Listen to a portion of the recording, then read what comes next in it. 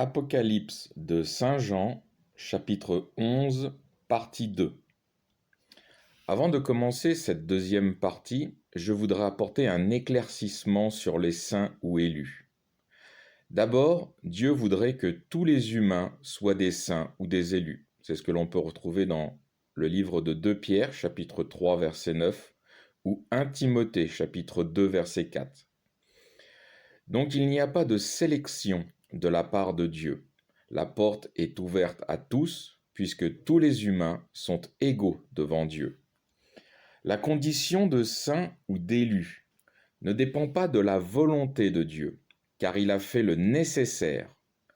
Le livre de Jean, chapitre 3, verset 16. Il a sacrifié son Christ afin que tout humain, voulant accéder à la condition de saint ou d'élu, mette sa foi en Christ. C'est là encore une condition d'égalité, car la foi en Christ est à la portée de tous les humains, hommes, femmes, enfants, riches, pauvres, preuve d'une parfaite égalité entre tous. Ce choix dépend uniquement de la volonté de chacun, de suivre le Christ ou pas, quelle que soit notre nation, culture ou religion, car Christ a été annoncé dans le monde entier. On peut retrouver ça dans le livre de Matthieu, chapitre 24, verset 14.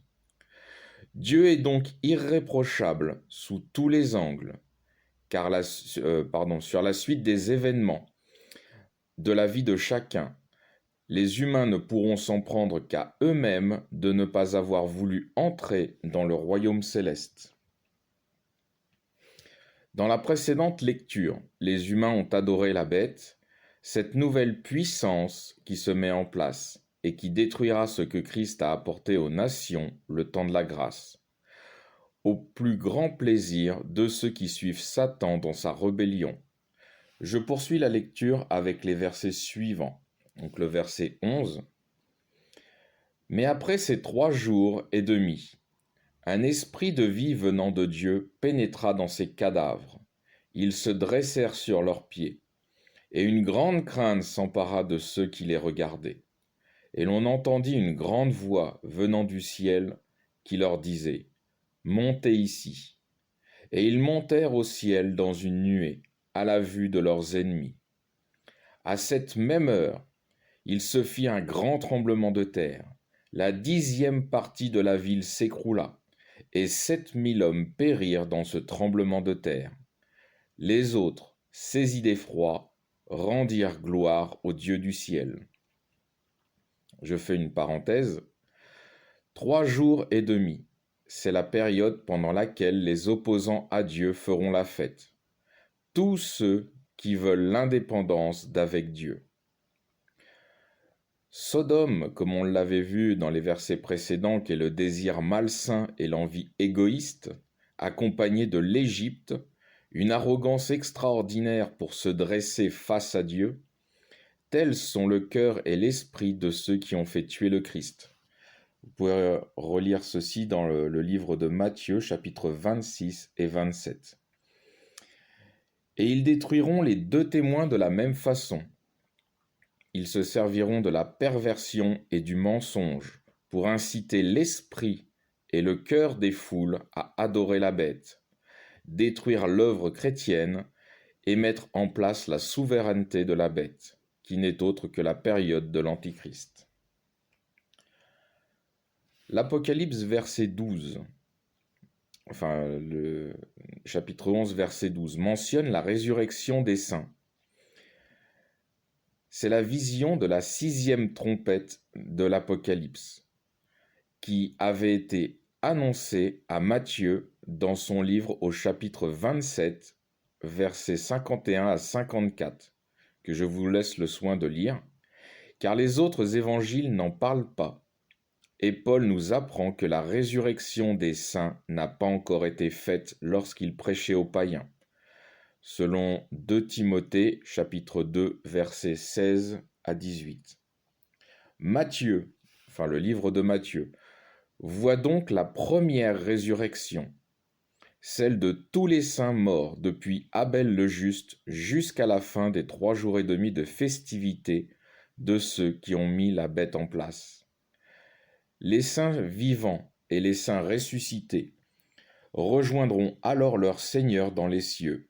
C'est aussi à ce moment-là précis que la 7e trompette sonne.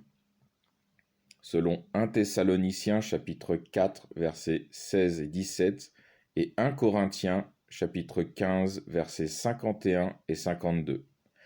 C'est également à ce moment-là que se déchire le voile qui est sur le cœur des humains et qui les empêche de voir en Christ le Saint de Dieu.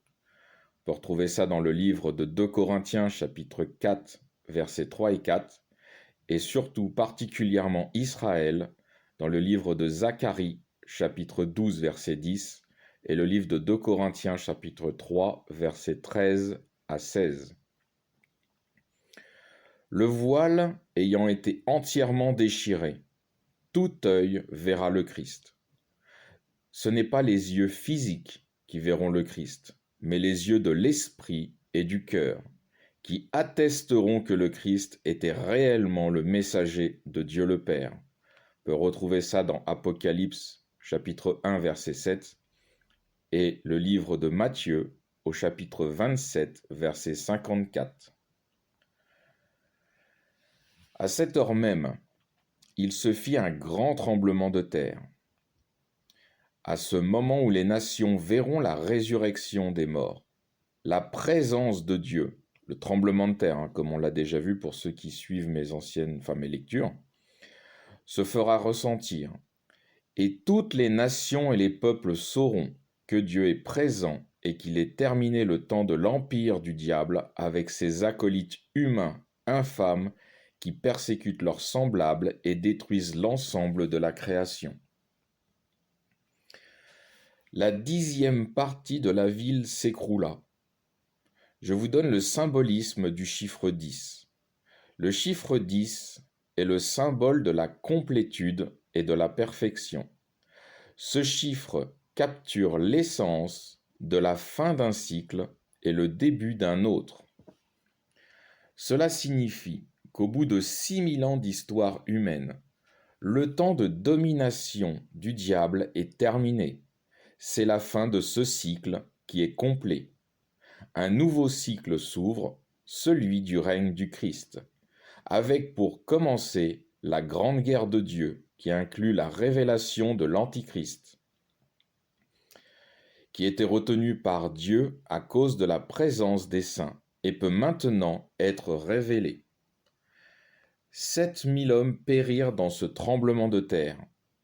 7000 qui est un chiffre imagé, qui représente l'ensemble des opposants de Dieu, comme les 144 000 représentent l'ensemble des saints.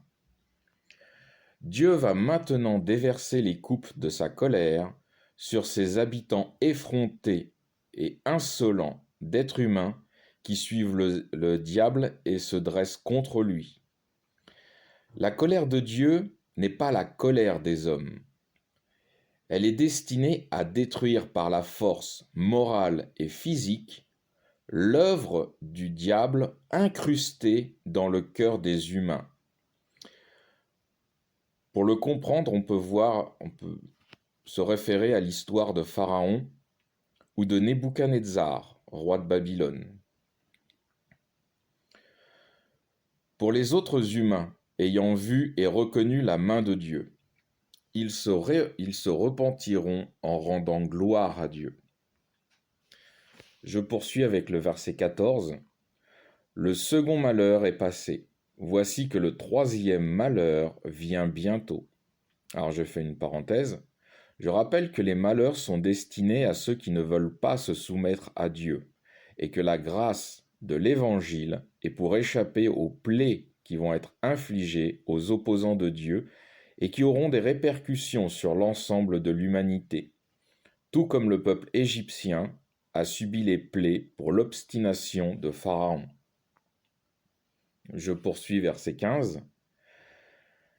Et le 7e ange sonna de la trompette, et l'on entendit dans le ciel des voix fortes qui disaient : L'empire du monde a passé à notre Seigneur et à son Christ, et il régnera au siècle des siècles. » Alors les 24 vieillards qui sont assis devant Dieu sur leur trône se prosternèrent sur leurs faces et adorèrent Dieu en disant : « Nous vous rendons grâce, Seigneur Dieu Tout-Puissant, qui êtes et qui étiez, de ce que vous vous êtes revêtus de votre grande puissance, et que vous régnez. Les nations se sont irritées, et votre colère est venue, ainsi que le moment de juger les morts, de donner la récompense à vos serviteurs, aux prophètes et aux saints, et à ceux qui craignent votre nom, petits et grands, et de perdre ceux qui perdent la terre. » Je fais une parenthèse.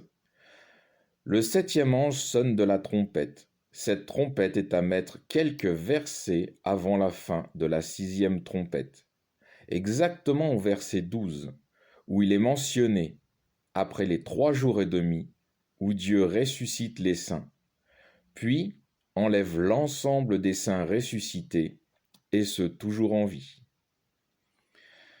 Puis la suite des événements de la 6e trompette continue avec le verset 13, où on a le grand tremblement de terre, la 10e partie de la ville s'effondra, et tout ça. Revenons avec les saints qui sont maintenant dans leur aspect céleste, aux côtés du Seigneur Jésus. Durant cette période, comme on l'a vu également à l'ouverture du 6e sceau, les saints reçoivent leur récompense, et tout le ciel est dans la joie, et loue et glorifie Dieu. Puis Christ se revêt de sa royauté. C'est aussi le moment où Dieu met un terme à la domination de Satan et place la gestion de la terre sous l'autorité du Christ. C'est la fin d'un cycle et le début d'un autre. Je poursuis avec le verset 19. « Et le sanctuaire de Dieu dans le ciel fut ouvert, et l'arche de son alliance apparut dans son sanctuaire. » Fin de la phrase, et une autre phrase reprend. « Et il y eut des éclairs, des bruits, des tonnerres, un tremblement de terre et une grosse grêle. » Alors j'ai divisé le verset en deux, enfin j'ai accentué le point entre les deux phrases parce que c'est important, vous allez comprendre pourquoi. La première phrase du verset indique que les 7 trompettes sont terminées et que va commencer les 7 coupes de la colère, avec le sanctuaire ouvert dans le ciel qui reprendra au chapitre 15, verset 5 du livre de l'Apocalypse. Les 7 sceaux qu'on a vus avec les cavaliers de l'Apocalypse, tout ça, l'ouverture des sceaux, englobent la totalité des trompettes et des coupes. Mais les trompettes et les coupes sont bien séparées temporellement.